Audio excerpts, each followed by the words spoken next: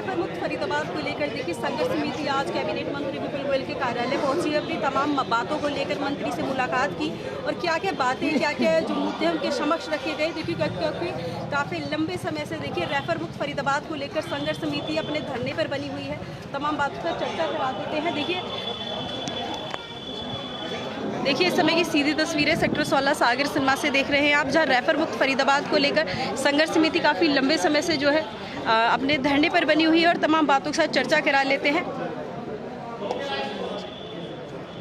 और देखिए आज कैबिनेट मंत्री से मिलने के लिए पहुंची सतीश जी, आज नमस्कार। आज कैबिनेट मंत्री से मिलने के लिए पहुंचे हैं और काफ़ी लंबे समय से धरने प्रदर्शन पे भी बने हुए हैं, तो क्या बातों पे आज चर्चा की गई? देखिए ज़्यादा समय तो हमें आज नहीं दे पाए, पर उन्होंने कहा कि नेक्स्ट वीक में फ्राइडे सैटरडे को आपको बुलाऊंगा, पर्सनली इसको तो बात करेंगे ताकि सारी समस्याओं की जानकारी हो सके। तो मोटे मोटे तौर पर जो उन्हें समस्याएँ पता थी उन्होंने उठाई भी, उस पर सरकार ने कुछ घोषणाएँ भी की है। अब परिणाम तभी आएगा जब इनके साथ बैठ के हम विस्तारपूर्वक बात कर पाएंगे, तभी हो पाएगी आगे की चीज़ें। अच्छा, मंत्री जी ने पॉजिटिव रिस्पांस दिया कि मैं आपको पर्सनली बुलाऊंगा, मैं खुद कॉल कर पाऊँगा।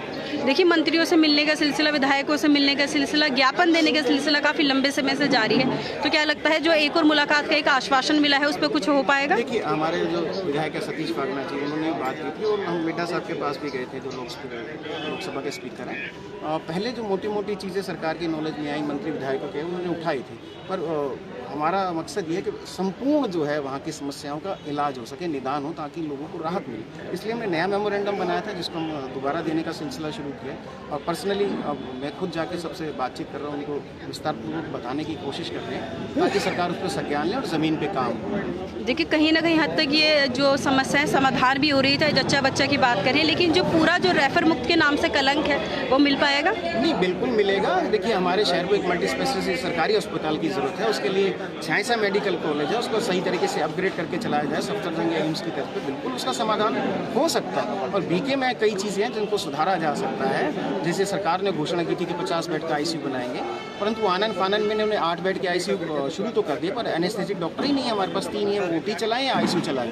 इसी तरीके से अभी इन्होंने डे केयर की घोषणा की थी कि जो पूरे हिंदुस्तान के अंदर जितने सिविल अस्पताल में हैं वहाँ पे कैंसर का इलाज होगा, कीमोथेरेपी होगी। उस सिलसिले में 6 बेड का इन्होंने डे केयर बना दिया, पर उसके लिए ऑन्कोलॉजिस्ट डॉक्टर नहीं है। वही हम इनसे बात करना चाहते हैं कि हमारे यहाँ जब सुपर स्पेशलिस्ट और स्पेशलिस्ट डॉक्टर नहीं होंगे तो सरकारी घोषणा कैसे ज़मीन पे उतरेगी और कैसे जनता को लाभ मिलेगा।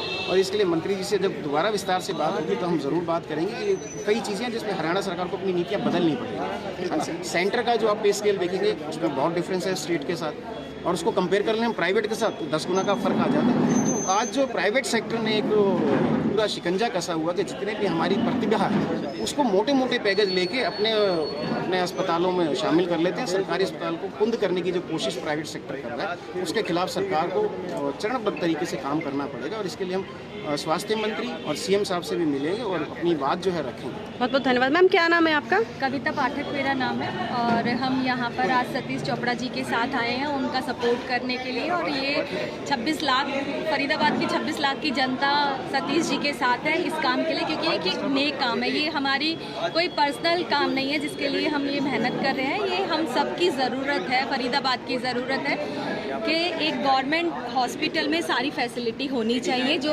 हर आम आदमी को चाहिए। बहुत बहुत धन्यवाद। देखिए तमाम बातों पर चर्चा कराई, जहाँ पर देखिए रैफर मुक्त को लेकर तमाम बातों पर चर्चा कराई। ऐसी खबरों के साथ बने रहिए। नमस्कार।